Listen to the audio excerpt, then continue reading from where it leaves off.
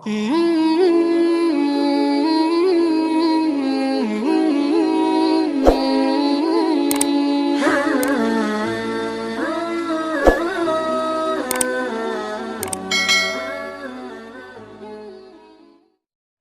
yang paling afdol itu zikir apa? Zikir paling afdol kalau untuk zaman sekarang ini adalah banyak istighfar, banyak salawat kepada Nabi SAW. Karena apa? Semua yang kita dapatkan itu karena dosa. Kita ada musibah terkait dengan keluarga, kita ada musibah terkait dengan kesehatan, kita ada musibah terkait dengan keuangan, kita ada musibah terkait dengan apapun, itu karena dosa. Kalau bukan karena dosa, maka itu adalah ujian untuk diangkat derajatnya. Sehingga apa? Sehingga yang kita perlukan supaya tidak berlanjut dan berkesinambungan cobaan dan juga ujian itu, bagaimana caranya? Banyak istighfar. Oleh karenanya Nabi SAW sendiri, yang dia itu sudah diampuni dosanya yang telah lalu maupun yang akan datang, itu beliau setiap hari tidak pernah berkurang istighfarnya itu sebanyak 100 kali istighfar. Oleh karenanya kalau kita habis subuh itu biasanya zikir kita setelah baca wiridul latif itu baca la ilaha illallah malikul hakul mubin 100 kali. Itu murahkan rezeki. Kalau sudah murahkan rezeki itu dicatat benar-benar. Biasanya seperti itu. Nah, tapi kalau cuma ngampuni dosa kurang antusias gitu. Nah itu la ilaha illallah malikul mubin. Udah itu masya Allah la quwata illa billah 100 kali. Untuk apa? Katanya kalau baca masya Allah la quwata illa billah 100 kali, maka semua kenikmatan yang kita dapatkan tidak akan dicabut oleh Allah Ta'ala. Jadi anti bangkrut itu. Masya Allah la quwata illa billah, kalau kita baca itu anti bangkrut. Jadi terus bertambah, nggak berkurang tapi bertambah. Kemudian baca istighfar 100 kali. Untuk apa? Supaya kita tidak terkena ujian cobaan musibah dari sebab dosa-dosa kita. Kemudian kita membaca ya kafi ya mugni ya fattah ya rozak, ya kafi ya mugni ya fattah ya rozak, ya kafi ya mugni ya fattah ya rozak 100 kali. Itu saya dapat ijazah langsung daripada guru saya Habib Zain bin Ibrahim bin Smith. Itu katanya bikin sukih. Nah, alhamdulillah saya baca itu 100 kali, makanya saya punya mobil kan gitu. Ayo kalau mau sugih baca ini. Tapi jangan kita membaca zikir berbagai macam zikir, maksudnya tujuannya supaya sugih. Salat duha kenapa? Biar sugih. Baca surat Waqiah kenapa? Biar sugih. Baca surat Muluk pada malam hari kenapa? Biar sugih. Jangan. Itu otomatis kita dapatkan. Tapi niat utamanya itu adalah mendekatkan diri kita kepada Allah. Ini yang kita lupakan. Jadi apapun yang kita lakukan daripada zikir, ucapan, tindakan, semuanya itu tujuan kita itu adalah Allah. Yang kita inginkan, yang kita tuju, yang kita harapkan, yang kita dambakan daripada berbagai macam permintaan, itu semuanya datang dari Allah. Ini yang harus kita ketahui, yang kita yakini benar-benar. Orang itu nggak lengser dari jabatannya kecuali karena Allah. Orang itu nggak mendapatkan jabatan kecuali karena Allah. Orang itu nggak mungkin menjadi orang kaya dadakan kecuali karena Allah. Orang nggak mungkin menjadi bangkrut juga karena Allah. Semuanya datang dari Allah, bukan dari manusia, dari Allah. Nah, ini kesempatan kita untuk berdekat diri kepada Allah. Nah, oleh karenanya syaratnya itu ada 3. Jadi kalau kita mau zikir kita sesuai dengan yang kita inginkan, fungsinya sesuai menenangkan hati, maka yang pertama adalah baik cara mengucapkannya sesuai dengan tajwidnya, sesuai dengan artinya, nggak merubah makhrajnya, nggak merubah artinya, itu maksudnya. Yang kedua, kita harus mengetahui dengan artinya. Kemudian yang ketiga, harus hadir hati kita. Ini juga penting karena apa?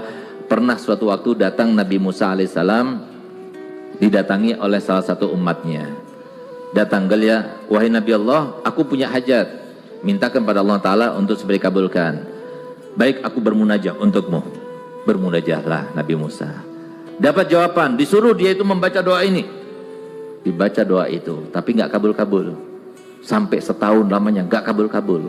Setelah setahun kemudian datang kepada Nabi Musa lagi. Galian Nabi Musa, sampai sekarang aku baca doa yang kau berikan, tapi sampai sekarang juga tidak terkabul juga.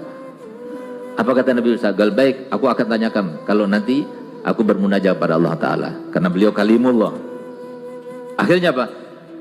Pada malam harinya ketika bermunajah pada Allah Ta'ala, ternyata Nabi Musa lupa. Sampai akhir munajahnya Nabi Musa tidak ingat kepada perkataan atau terkaitan sama orang itu, lupa. Tapi lihat siapa yang mengingat? Allah. Tidakkah engkau diminta oleh salah satu umatmu untuk supaya menanyakan kenapa aku berdoa tapi tidak dikabulkan? Coba lihat. Nabi Musa lupa, Allah tidak lupa. Biar kita paham kalau kita terkait dengan Allah, Allah tidak akan melupakan kita. Subhanallah. Gal iya ya Rabb, kenapa saya sudah berikan sesuai dengan yang kau ajarkan kepadaku untuk sampaikan kepada dia, tapi dia sudah membacanya selama 1 tahun, tapi tidak dikabulkan. Apa jawaban Allah Ta'ala? Wahai Musa, kalau seumpama dia itu meminta kepadaku dengan keseluruhan jiwanya dan hatinya, pasti aku kabulkan dengan 1 doa saja. Bagaimana aku akan kabulkan dia? Sedangkan dia berdoa selama 1 tahun lamanya, tapi hatinya berada di kambing-kambingnya. Akhirnya apa? Ya tidak dikabulkan. Itulah kita sekarang ini. Sambil baca doa, sambil lihat HP, sambil WA-an. Bagaimana mungkin itu semuanya? Jangan kita katakan, oh saya ini perempuan, Beb. Kan perempuan itu otak kanan ke otak kirinya berjalan, Beb. Walaupun memang hebat perempuan itu. Perempuan itu sambil ngulek-ngulek, sambil teleponan bisa. Bahkan kemarin saya melihat, Masya Allah, ada seorang yang turun dari bis kuning, itu turun sambil telepon. Turun, Masya Allah, tepat turunnya, nggak jatuh lagi. Perempuan ternyata. Kalau laki-laki nggak bisa seperti itu. Lebih fokus dia. Perempuan itu bisa mengerjakan beberapa sekaligus, itu langsung bisa. Tapi kalau zikir nggak bisa seperti itu. Harus karena Allah. Jadi kalau kita itu baca zikir itu, lihat artinya apa? Bismillahilladzi la yadurru ma'asmihi syai'un fil ardi wala fis sama' wa huwas samiul alim. Dengan nama Allah, tidak ada satupun di bumi ini yang berbahaya, yang membahayakan saya, kecuali dengan izin Allah. Dan dia maha mengetahui, maha mendengar. Nikmat kalau kita baca itu, yang kita baca tadi, kemudian kita tahu artinya. Kita hadirkan, oh berarti yang memberikan rezeki itu adalah Allah. Oh berarti yang memberikan bahagia itu adalah Allah. Itu maksudnya zikir itu. Semua zikir yang kita baca itu supaya kita ingat selalu kepada Allah. Uzkurni azkurkum. Ingatlah kepadaku, aku akan mengingat kamu. Itu tujuannya daripada zikir itu. Kalau sudah diingat oleh Allah Ta'ala, apakah ada di antara manusia yang hebat sekalipun yang bisa menyalahinya, yang bisa mencelakakannya, yang bisa kemudian menghimpitnya, yang bisa memberikan masalah kepadanya? Enggak akan ada. Karena kita sudah bersama Allah. Allah yang menentukan semuanya. Sistem yang berlaku di dunia juga Allah. Tapi jangan kita katakan, loh Beb, banyak orang dekat pada Allah Ta'ala tapi mereka juga tertimpa musibah. Berarti Allahnya kemana? Bahkan banyak sahabat-sahabat Nabi yang ternama, yang dekat pada Rasulullah, mereka itu terbunuh. Seperti Sayyidina Hasan diracun, padahal dia cucu kesayangannya Nabi Muhammad. Sayyidina Husain dipenggal kepalanya. Sayyidina Utsman ditusuk dari belakang ketika membaca Al-Quran, dalam keadaan tidak melawan, dan memerintahkan pada seluruh prajuritnya, jangan dilawan, jangan diserang, biarkan dia. Bahkan ketika Nabi Sayyidina Utsman bin Affan radhiyallahu anhu ketika akan dibunuh, pada waktu itu sempat ketika dia membaca Al-Quran tertidur. Ketika tertidur bermimpi Nabi Muhammad SAW.